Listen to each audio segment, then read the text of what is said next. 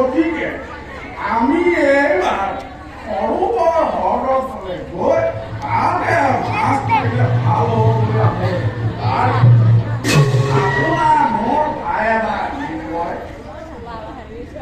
মই তাকৈ